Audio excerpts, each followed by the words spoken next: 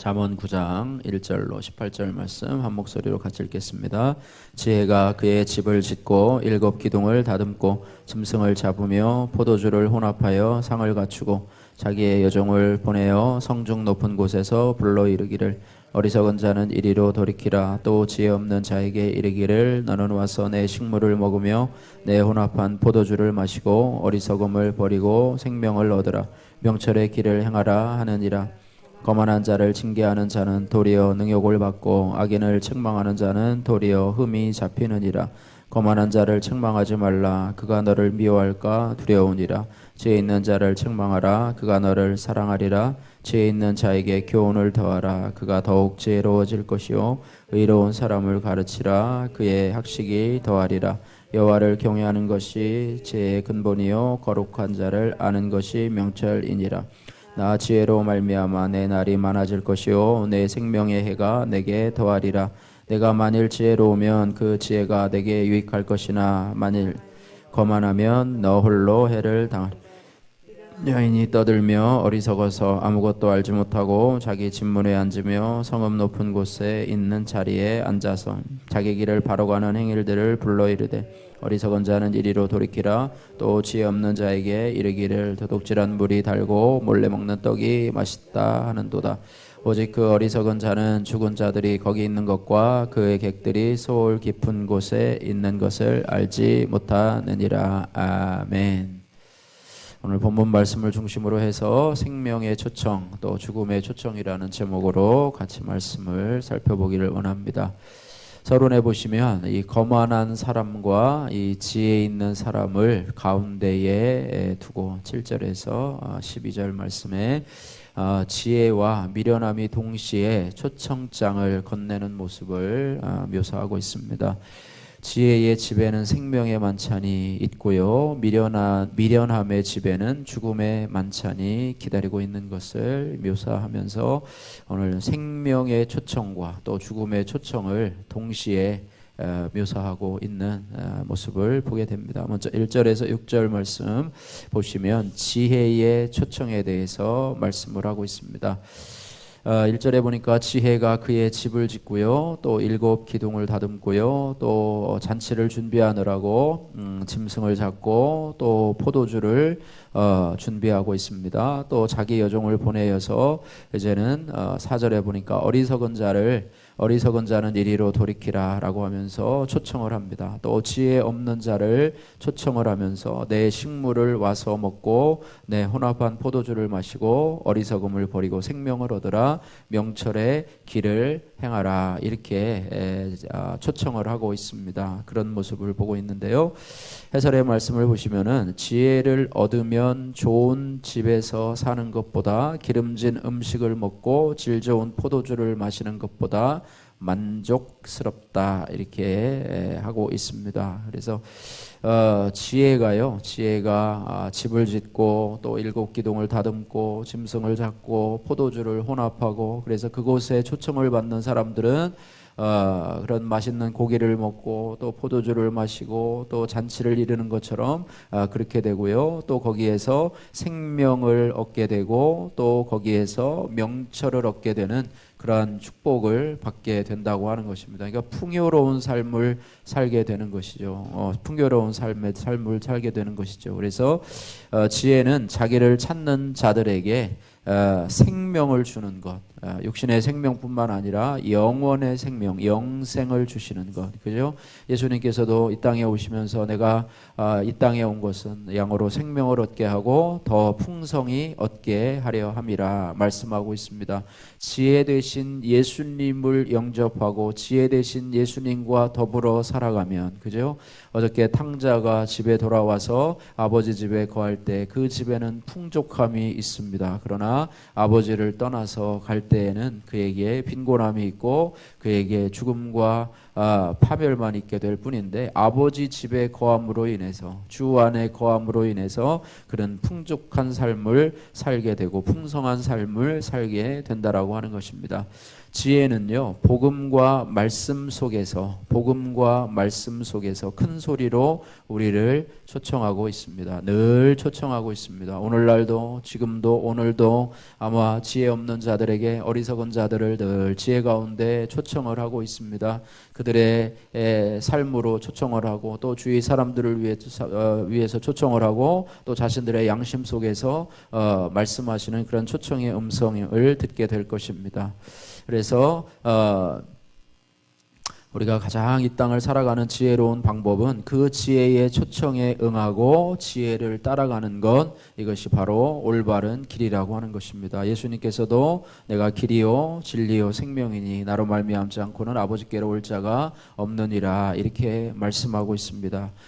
길이요 진리요 생명 되신 예수님을 따라가고 그 지혜를 따라갈 때 우리는 온전한 길, 생명의 길, 의의 길을 걸어갈 수 있다라고 하는 것이죠. 그러면 하나님이 주시는 만족과 기쁨을 누리게 될 것이며 세상 무엇도 줄 수 없는 그런 생명을 누리게 될 것입니다. 그래서 지혜가 사람들을 초청하되 어리석은 사람 또 지혜 없는 자들을 초청하며 풍성함으로 또 생명으로 초청하고 있는 모습을 보게 됩니다. 그 다음에 7절에서 9절 말씀을 보시면은 7절에서 9절 말씀을 보시면은 이런 말씀이 있습니다. 교만과 어리석음에 대해서 이야기하고 있는데요. 특별히 교만한 사람과 어리석음에 대해서 말씀하고 있습니다.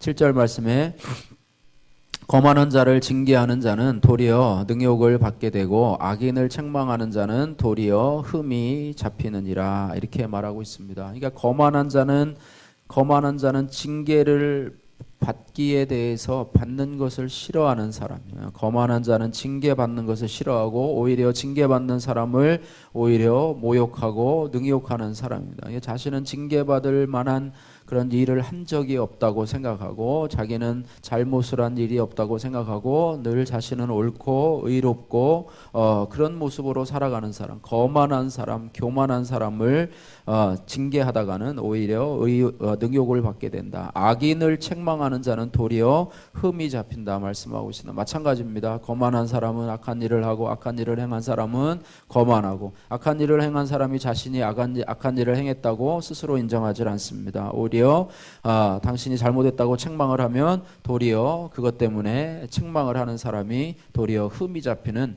이런 경우를 보게 된다라고 하는 것입니다. 그래서 거만한 자를 책망하지 말라.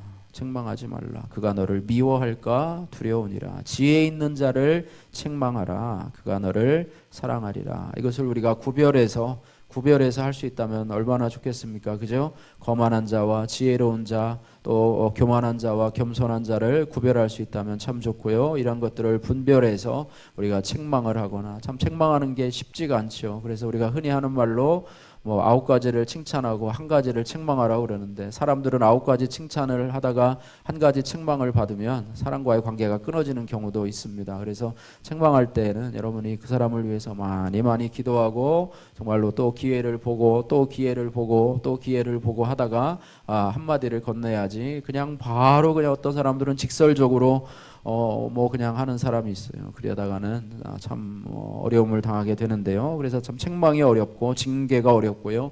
하나님도 우리를 징계하실 때 참 어려워하시는 것 같아요. 그죠? 사랑하는 자녀를 징계하시는데도 자녀들이 하나님이 나를 싫어하는가 보다, 하나님이 나를 미워하는가 보다 생각하고 시험 들고 또 주님의 품을 떠나서, 그죠? 탕자와 같이 세상에서 방황하면서 유리하면서 하나님의 사랑을 의심하는 경우가 참으로 부모가 책망을 하면 자녀들이 막 가출을 합니다. 부모가 나를 사랑하지 않는가 봐, 다리 밑에서 주워왔는가 봐 생각하면서 그런 경우가 많은데요. 참 징계하는 것, 책망하는 것, 또 교훈을 주는 것, 경계하는 것, 이런 부분들이 참으로 쉽지 않다라고 하는 것인데요. 그럼에도 불구하고 지혜 있는 자를, 9절 말씀 한번 같이 읽어보겠습니다.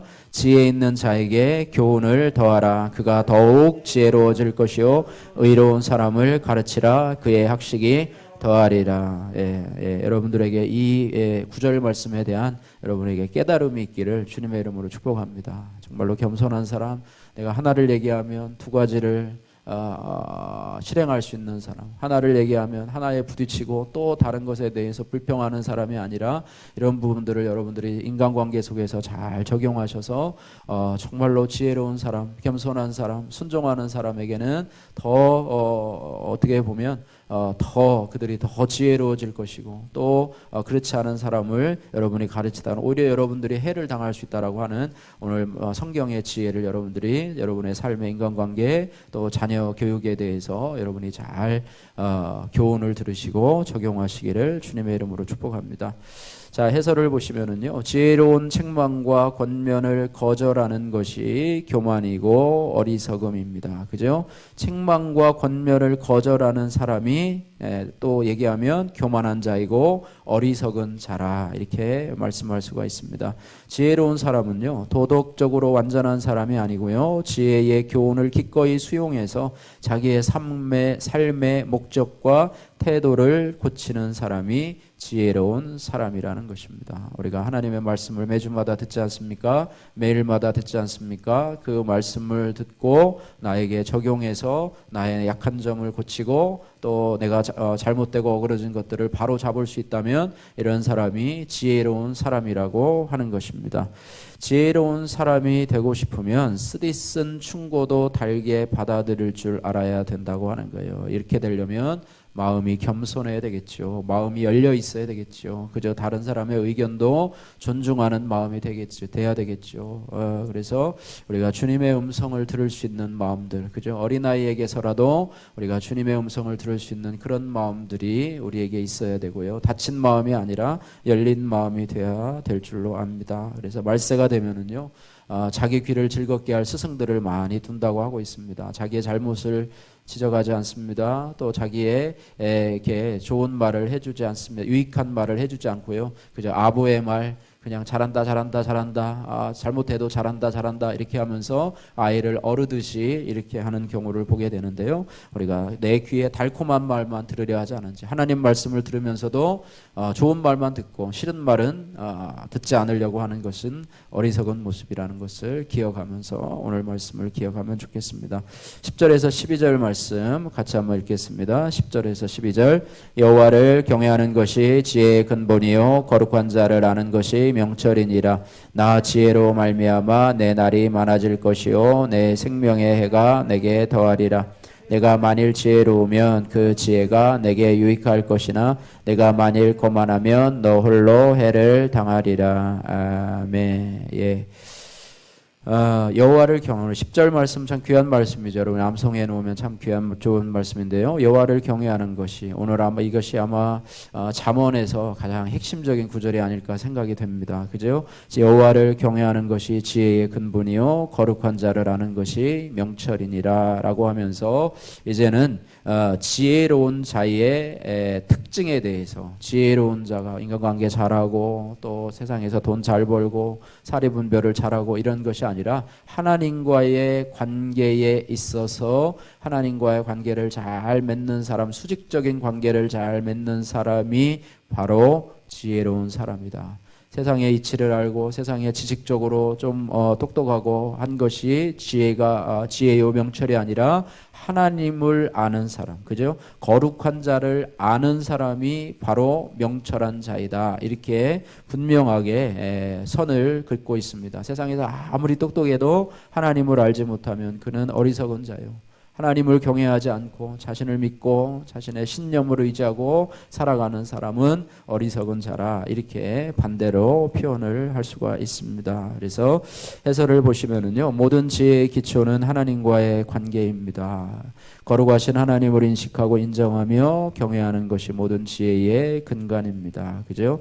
모든 지식이 유익하진 않습니다. 이 지혜 위에 세워진 지식만이 우리 존재와 삶을 풍요롭게 합니다. 하나님을 부정하거나 하나님의 뜻을 거역하는 이러한 세상의 지식은 아무리 그럴싸하고 멋들어지게 보여도 해가 될 뿐입니다. 어저께 헬라인은 지혜를 사모한다고 그랬는데요. 그 지혜로 말미암아 하나님의 십자가의 도를 받아들이지 않는 그들의 어리석음을 보게 된다고 하는 것입니다.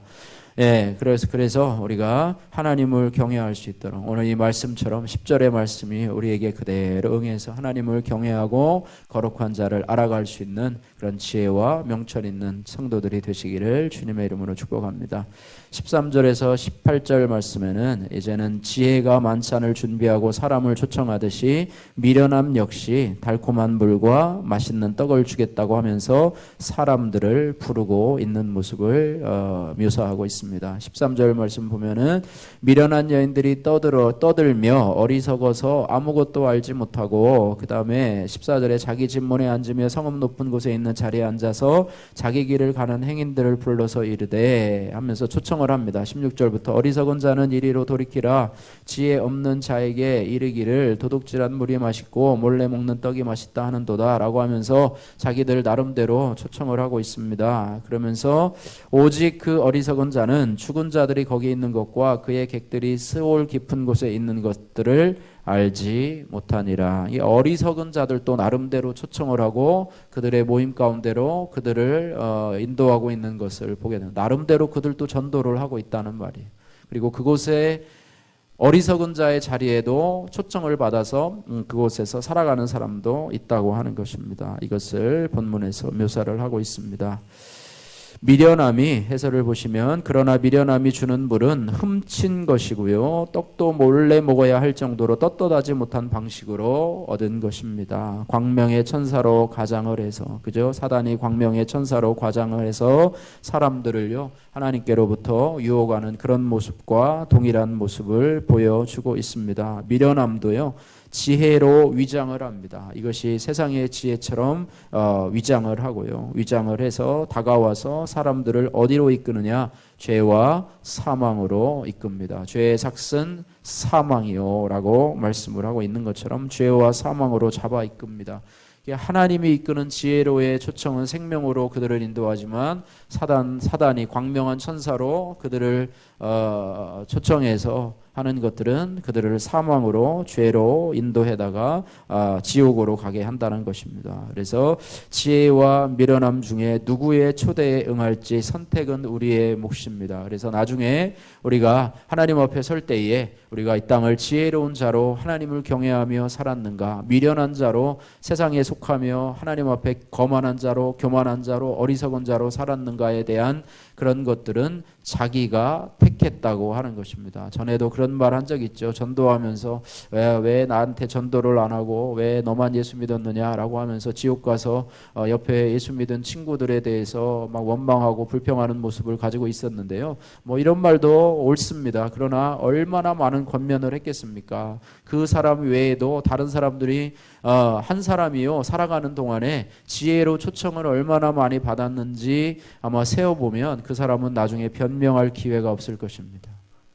초청을 해도 거부하고, 초청을 해도 무시하고, 또 초청을 해도 하고, 교회 다니는 친구가 초청을 했는데도 그렇게 하고, 아마 그것이 지옥에서 하는 아마 자기 나름대로의 변명이 될 수도 있을 것입니다. 그러나 우리는 듣든지 아니 듣든지 지혜로 초청을 해야 되는 것이 우리의 책임입니다. 그 사람이 어리석어서 지혜의 말을 듣지 못하고 자기 고집대로 계속해서 나간다고 하면 그는 멸망의 길로 가는 것이고요, 그것이 뭐 우리의 책임도 아니고 하나님의 책임도 아니고 자기의 선택의 몫이었다고 하는 것입니다. 왜? 본인이 어리석어서 어리석은 말에 귀를 기울이고 그것의 삶의 가치관을 두고 그것에 택했기 때문에 그거에 대한 책임은 자기가 지는 것이죠. 그래서 변명할 여지가 없습니다. 왜 나는 그렇게 안 했는데 왜 나를 이렇게 이 지옥에 두느냐라고 변명할 여지가 없습니다. 그래서 우리가 하나님 앞에 우리 자신이 먼저, 내 자신이 먼저 하나님을 경외하고 거룩한 자를 아는 지혜와 명철의 삶을 살아야 될 뿐만 아니라 우리 주위에 어리석게 사는 사람들, 미련하게 사는 사람들을 늘 지혜로 초청할 수 있는 그런 은혜가 있어야 되고, 또 더 나아가서 우리가 그들을 위해서 기도할 수 있는, 저들의 어리석음을 벗고 저들의 어리석음, 미련함을 벗고 하나님의 지혜에 귀를 열 수 있는 저들의 귀를 열어주시고, 우리도 원래 그러지 않았습니까? 우리도 예수 믿기 전에는 어리석음 가운데 살았습니다. 그러나 하나님의 은혜로 긍휼로 받았듯이 우리도 그들을 품고 기도하며 믿음으로 나가야 될 줄로 믿습니다. 그래서 나로 인해서, 나의 초청으로 인해서 더 많은 사람들이 주님 앞으로 돌아오고 지혜로 돌아오고 영원한 생명을 얻는 그런 은혜가 있기를 주님의 이름으로 축복합니다. 기도하겠습니다. 사랑의 하나님, 감사합니다. 지혜의 길과 또 미련함의 길이 이 땅에 아버지 존재하는데, 하나님 지혜의 초청은 생명으로의 초청이요 미련함으로 초청은 죽음으로의 초청임을 오늘 본문 말씀 가운데서 살펴보았습니다. 하나님 아버지 정말로 지혜 되신 예수 그리스도 길이요 진리요 생명 되신 예수 그리스도께로 우리가 아버지 그 초청을 듣고 하나님 아버지 우리가 그 길을 걸어갈 수 있게 하신 하나님 감사합니다. 아직도 하나님 그 음성을 듣지 못하고 하나님 세상 가운데서 아버지 하나님이여 세상의 지혜를 좇아서 살아가는 많은 사람들이 있습니다. 우리가 아버지 하나님이여 그들이 죽음의 초청에 응해서 광명한 천사로 아버지 변장한 사단의 아버지 하나님이여 교묘한 꾀에 빠져서 하나님을 알지 못하고 또 하나님을 아는 자리에 나오지도 못하게 하는 약한 음모 가운데서 많은 사람들이 속고 아버지 속아서 그것이 마치 옳은 길인 양 살아가고 있고 또 권면을 받을 때마다 하나님 아버지 그것을 인정하지 않고 오히려 아버지 우리를 아버지 하나님 오히려 반대로 지혜의 초청을 받은 사람들을 하나님 비난하고 또 하나님 그런 경우를 많이 보게 됩니다. 그럼에도 불구하고 오늘 말씀을 통해서 주신 것처럼 여호와를 경외하는 것이 지혜의 근본이요 거룩한 자를 아는 것이 명철이라는 말씀처럼 하나님 아버지 정말로 하나님을 경외하며 살아가는 삶이 되게 하시고 우리도 생명으로 초청할 수 있도록 지혜로 초청할 수 있도록 늘 초대하는 자가 될 수 있도록 그들이 듣든지 아니 듣든지 초대할 수 있는 자가 될 수 있도록 주여 하나님 은혜 베풀어 주시고 우리도 아버지 지혜의 길을 잘 걸어갈 수 있도록 하나님 유혹과 또 여러 가지 하나님 꾀임에 넘어가지 아니하고 좌로나 우로나 치우치지 않고 아버지 주님 우리에게 허락하신 길을 좇아서 목자 되신 아버지 하나님이여 주님의 음성을 잘 듣고 쫓아갈 수 있는 아버지 지혜로운 저희들이 될 수 있도록 은혜 베풀어 주옵소서. 감사드리며 예수님 거룩하신 이름으로 기도하옵나이다. 아멘.